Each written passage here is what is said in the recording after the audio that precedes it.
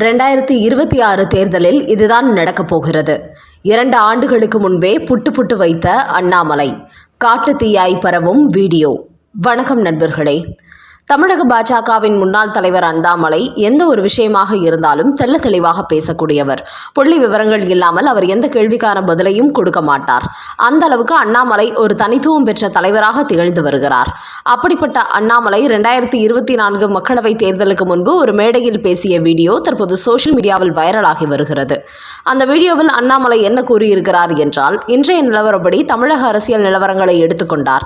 இன்னும் 2 ஆண்டுகள் கழித்து, அதாவது 2026 சட்டமன்ற தேர்தல் தமிழ்நாட்டில் நடைபெறும் போது 2 முனை போட்டி என்பது 3 முனை 4 முனை போட்டியாக கூட வெடிக்கும். அப்படி வெடித்தால் தமிழ்நாட்டில் எந்த ஒரு கட்சிக்கும் அறுதி பெரும்பான்மை கிடைக்காது. யாராலும் தனித்துவமாக ஆட்சி அமைக்க முடியாத நிலைதான் ஏற்படும். மற்ற கட்சிகள் ஆதரவு கொடுத்தால் மட்டுமே அதிக தொகுதியில் வெற்றி பெற்ற கட்சியால் ஆட்சி அமைக்க முடியும். அப்படித்தான் தமிழ்நாட்டு அரசியலில் 2 ஆண்டுகளுக்கு பிறகு ஒரு மாற்றம் ஏற்பட்டிருக்கும். அதை நோக்கிதான் தற்போது தமிழக அரசியல் பயணித்துக் கொண்டிருக்கிறது என்று அந்த மேடையில் பேசியிருந்தார் அண்ணாமலை. அப்படி 2 ஆண்டுகளுக்கு முன்பு அவர் கணித்த அந்த விஷயம்தான் இன்றைக்கு தமிழக அரசியலில் நடைபெற்றிருக்கிறது. அண்ணாமலை சொன்னது போலவே தமிழக வெற்றி கழகம் 108 தொகுதிகளில் வெற்றி பெற்றிருந்தாலும் அவர்களால் ஆட்சி அமைக்க முடியாத நிலைதான் ஏற்பட்டுள்ளது. அதனால் தற்போது திமுக அதிமுக கூட்டணியில் உள்ள கட்சிகளிடத்தில் அவர்கள் ஆதரவு கேட்டு வருகிறார்கள்.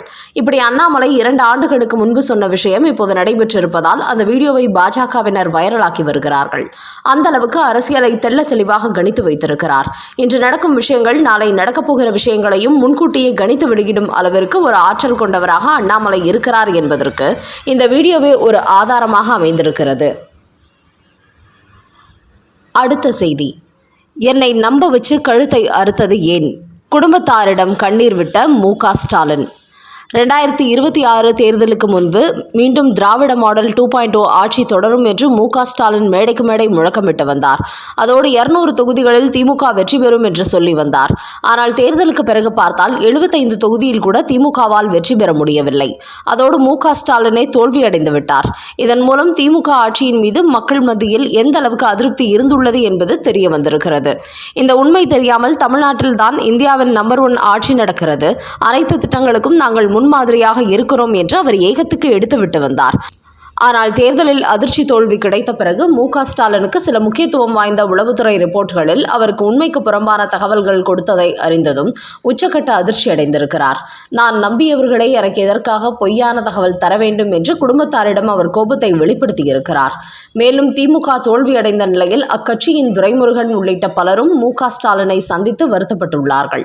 அதற்கு ஸ்டாலின், நான் தோற்றதை நினைத்து வருத்தப்படவில்லை, வெற்றி தோல்விகளை நிறைய பார்த்துவிட்டேன், அதனால் இதுபோன்ற தோல்வி என்னை பாதிக்காது. ஆனால் எனக்கு என்ன கவலை என்றால், நிறைய நல்லது செய்திருக்கிறோம், அப்படி இருந்தும் ஏன் மக்கள் நமக்கு வாக்களிக்கவில்லை, எதற்காக தண்டனை கொடுத்தார்கள் என்பதுதான் புரியவில்லை என்று கூறிய மு.க. ஸ்டாலின், தவறு எங்கே நடந்திருக்கிறது என்பதை நாம் தீவிரமாக அலசி பார்க்க வேண்டும்.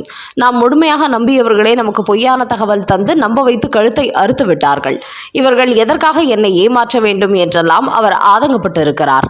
அதையடுத்து மு.க. ஸ்டாலின் வெளியிட்டுள்ள ஒரு போஸ்டில் மத சார்பற்ற முற்போக்கு கூட்டணிக்கு வாக்களித்த தமிழ்நாட்டு மக்களுக்கு நன்றி தெரிவித்திருக்கிறார். உங்களது ஒவ்வொரு வாக்கையும் விலை மதிப்பற்ற நம்பிக்கையாக கருதுவதாகவும் தெரிவித்துள்ளார். குறிப்பாக தேர்தலுக்கு முன்பு உளவுத்துறை அதிகாரிகளை அழைத்து மக்கள் மத்தியில் திமுக ஆட்சி மீது எத்தகைய மனநிலை உள்ளது, என்னென்ன திட்டங்களுக்கு வரவேற்பு கிடைத்திருக்கிறது, எப்படிப்பட்ட மக்கள் திமுக ஆட்சியை அங்கீகரித்துள்ளார்கள் என்பது குறித்த பல கேள்விகளுக்கு விடை காணவே ரிப்போர்ட் கேட்டிருந்தேன். அந்த அடிப்படையில் அதிகாரிகள் அடிக்கடி எனக்கு ரிப்போர்ட்டும் கொடுத்தார்கள். அப்படி அவர்கள் கொடுத்த அனைத்து ரிப்போர்ட்டுகளுமே திமுக ஆட்சி பற்றி மக்கள் பாசிட்டிவான கருத்துக்களை சொன்னதாக தெரிவித்தார்கள். அதோடு கடந்த முறையோடு இந்த முறை அதிகப்படியான தொகுதிகளில் வெற்றி பெறும் என்று கூறினார்கள். ஆனால் இந்த தேர்தலில் நானே தற்போது தோற்றிருக்கிறேன். இதை வைத்து பார்க்கும்போது உளவுத்துறையினர் எனக்கு தவறான ரிப்போர்ட் கொடுத்து வந்துள்ளார்கள். அவர்கள் எதற்காக என்னை ஏமாற்ற வேண்டும்? அப்படி என்றால் எனக்கு எதிராக அவர்கள் சதி செய்தார்களா, அவர்களை வேறு யாரேனும் எனக்கு எதிராக இயக்கினார்களா என்கிற சந்தேகத்தை ஏற்படுத்துகிறது. இப்படி நான் நம்பியவர்களை என்னை ஏமாற்றியதால் தான் இன்றைக்கு திமுக தோற்று போயிருக்கிறது. அப்படி அவர்கள் உண்மை நிலவரங்களை எனக்கு கொடுத்திருந்தால் அந்த தவறுகளை சரி செய்து மக்கள் மன்றத்தின் நன்மதிப்பை பெற்றிருப்பேன். அவர்கள் கொடுத்தது எல்லாமே பாசிட்டிவான ரிப்போர்ட்கள் என்பதால் மக்கள் திருப்தியாக இருக்கிறார்கள் என்று நான் கருதிவிட்டேன். ஆனால் தேர்தல் முடிவுகளை பார்க்கையில் திமுக ஆட்சி மீது மக்கள் பெரிய அளவில் அதிருப்தியில் இருந்து உள்ளார்கள். ஆட்சி மாற்றத்திற்காக அவர்கள் காத்திருந்தது போலவே உள்ளது. அதனால்தான் புதிதாக ஆரம்பித்த ஒரு கட்சிக்கு இந்த அளவுக்கு வெற்றி வாய்ப்பை கொடுத்திருக்கிறார்கள் என்று சொல்லி ஃபீல் பண்ணியுள்ள மு.க. ஸ்டாலின், எனக்காக எதிரிகள் வெளியில் இருக்கிறார்களா இல்லை திமுகவிற்கு உள்ளேயே இருக்கிறார்களா என்பதே தெரியவில்லை. அதனால்தான் இந்த தேர்தல் முடிவுகளுக்கு பிறகு யாரை பார்த்தாலும் எனக்கு சந்தேகம் வருகிறது.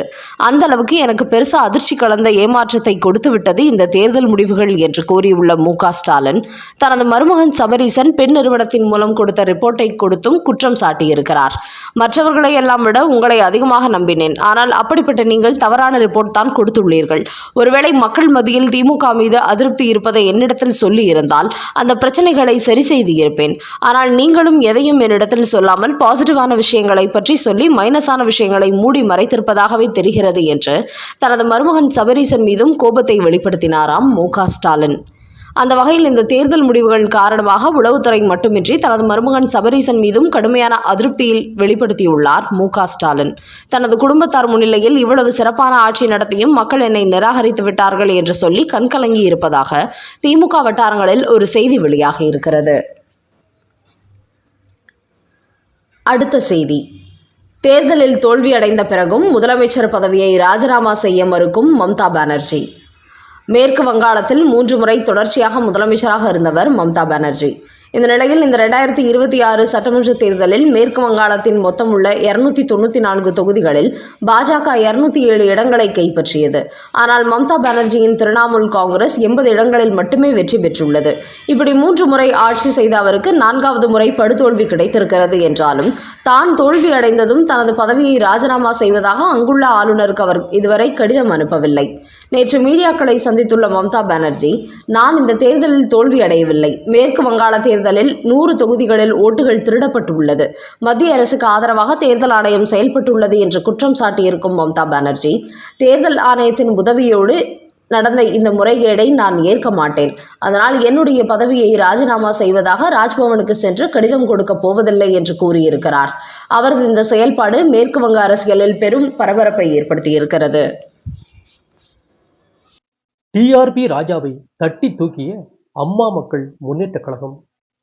இந்த 2026 சட்டமன்ற தேர்தலை பொறுத்தவரை திமுகவில் அமைச்சர்களாக இருந்த அதிகமான பேர் தோல்வியடைந்திருக்கிறார்கள். அவர்களில் டிஆர் பாலுவின் மகனான அமைச்சர் டிஆர்பி ராஜா குறிப்பிடத்தக்கவர். இவர் மன்னார்குடி தொகுதியில் கடந்த 2011 முதல் 2021 வரை 3 முறை போட்டியிட்டு வெற்றி பெற்றிருக்கிறார். அதேபோல்தான் இந்த 2026 சட்டமன்ற தேர்தலிலும் அதே மன்னார்குடி தொகுதியில் அவர் களமிறங்கினார். இந்த மன்னார்குடி தொகுதியில் அவரை எதிர்த்து என்டிஏ கூட்டணியில் இடம்பெற்றுள்ள அமமுக சார்பில் எஸ் காமராஜ் களமிறங்கினார். இதில் டிஆர்பி ராஜாவுக்கும் எஸ் காமராஜுக்கும் இடையே கடுமையான போட்டி ஏற்பட்டது. இறுதியில் டிஆர்பி ராஜாவை 1556 ஓட்டு வித்தியாசத்தில் தோல்வியடை செய்தார் அமமுகவின் காமராஜ். குறிப்பாக இந்த தொகுதியில் தமிழக வெற்றிக் கழகம் பிரித்த 44,000 ஓட்டுகள் காரணமாகவே திமுக பரிதாபமாக தோல்வி அடைந்துள்ளது என்பது குறிப்பிடத்தக்கது.